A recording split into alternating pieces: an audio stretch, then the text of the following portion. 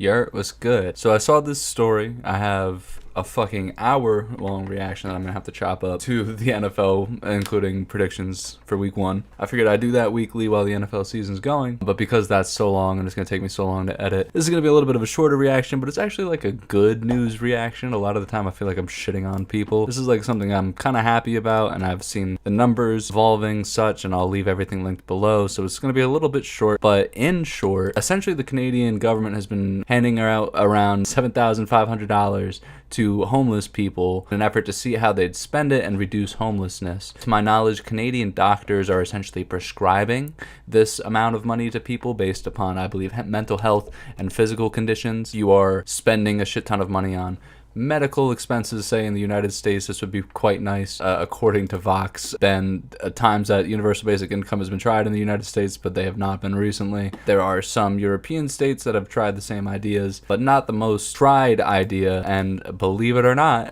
as I've been saying for I feel like years, but people are starting to understand, the idea of universal basic income has actually not only done things positively for the Canadian infrastructure of people spending, right? Essentially the big revealing thing about this study, roughly they predicted, which I think was pretty off base, that 81% or more of people would be spending this money on temptation goods like drugs and alcohol because they're homeless, right? In fact, they did increase their spending on things like food, clothes, rent, according to self-reports. When they have the guaranteed money, they don't need to turn to things like drugs to cope because they have the money to be self-sustained, buy food, clothes, rent. They don't need the escapism. They've moved into stable housing much faster and sustained financial security with this help. And again, it's just an unconditional $7,500 that the government will give you if you are homeless and turned on to luck, right? Quite frankly, people have done wonders with that amount of money, enabling 50 people to move into housing, save the shelter system $8,000 a person over the year for a total saving of around $500,000 of resources of these housing shelters that are otherwise being exhausted. And again, this is socialist government at work. Canada's not perfect by any means. I would say because they're so ahead, they have a reluctancy to go further ahead. Beyond that, the evidence so far shows trends to boost in just general mental health, school attendance, trust in social institutions, reducing crime. That's where the research is showing most people are spending that money on. This is the bill. I'll put it down below. But the main framework of it is that essentially the Minister of Finance now has to develop a system in order to give everybody over the age of 17 in Canada access to guaranteed basic income. I don't know to what degree that's going to be, but I'm very interested in this bill. At the very least, the fact that he has to, again, create said framework is pretty good. Now we're going to look a little bit into their own presentation of this, I don't want to say this idea, but like this methodology at work, a video of them breaking down what they're doing, and then two people who've been recipients of such, and then I'll break down maybe some of these numbers and some parts of their website. The system is set up for failure. When banks fall on hard times, they get bailouts.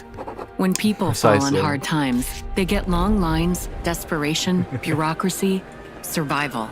No, but for real. What if you could give those in extreme need a direct lifeline, a light during their darkest days, a way out? Foundations for Social Change provides direct cash transfers to empower people so they can move beyond homelessness, beyond the struggles that limit them. Not to pause a 1-minute video, but the fact that they thought 81% of people would have been spending that money uselessly, and in fact there was a 39% reduction in spending on those things in general, is pretty awesome. Beyond the struggles that limit their potential, beyond the shame that cuts down dignity. Because we believe everyone deserves a fighting chance. Let's give back choice, control, dignity, believe it or not, I agree, in their lives to let people know society believes crazy in them. That this is controversial. Believes in a kinder, more inclusive world where no one is left behind. Let's make an impact that could transform lives. Donate to Foundations for Social Change. Bold new thinking, data-driven solutions that work. The idea that this is even controversial to begin with is funny to me because this is proven statistically. It's like just a framework of narrative, right? Like it's, for instance, to one-to-one it. It's like when people are looting during hurricanes and stuff, but people want to say people who are grabbing bread and like food and survival necessities in the middle of a natural disaster aren't surviving, but in fact looting. If you're grabbing a flat screen television, that I agree. If you're getting necessities, like, you don't deserve to be fed with brute force from whatever police forces that be. And under the same breath, you don't deserve to be kind of shit on by your exteriors if you're shit out of luck. You don't deserve to be sat on the side of the sidewalk without any resources to get back for yourself if things go wrong. I don't think people deserve to be homeless, quite frankly. And again, the idea that that's controversial is nuts. Yeah, so they gave it to 50 people. Where one day everything was great, right? The next week everything was gone. Right, like my job, my house, my everything, my money, it was gone, because I was homeless.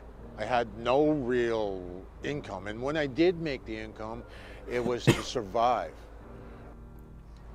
Well, my goals is to better myself into the more frontline work with the addiction and the alcoholism and the abuse, and I kind of want to give back where I've came from. Yeah. I just got computer training, start Monday. That's awesome. So I'm advancing myself, I might one day be that important person that has a powerful voice. I'm just, right now, like I said, a seed can grow into an oak tree, right? And hopefully one day I can be there.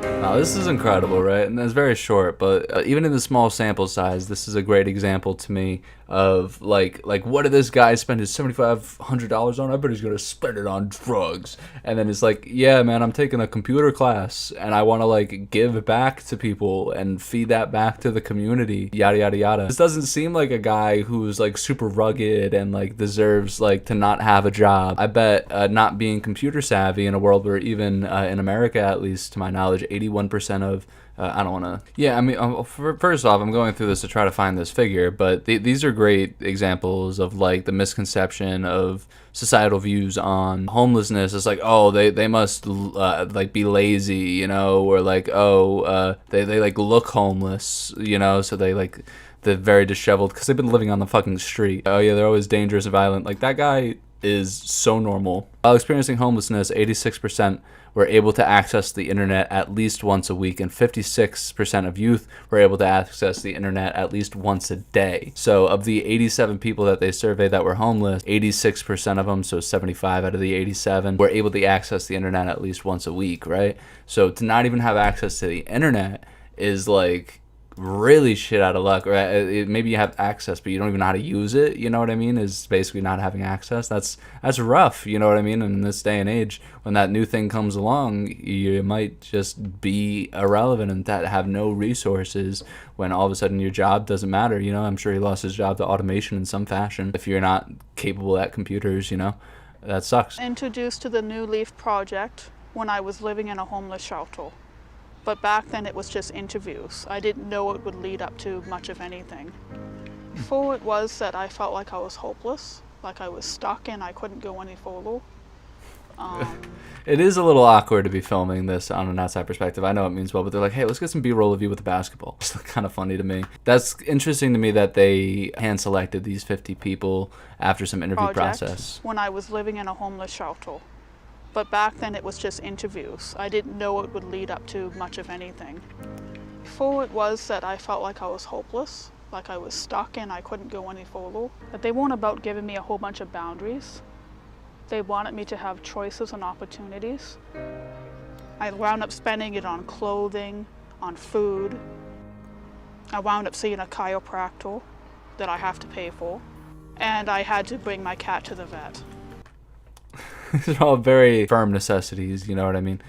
Interesting to me that she's like a chiropractor that I have to pay for. In America, you're paying for every motherfucking chiropractor you go to. Believe that. The idea that like her back is so fucked up that she's seeking extra medical help, helping her cat, you know what I mean? Buying clothes, you know?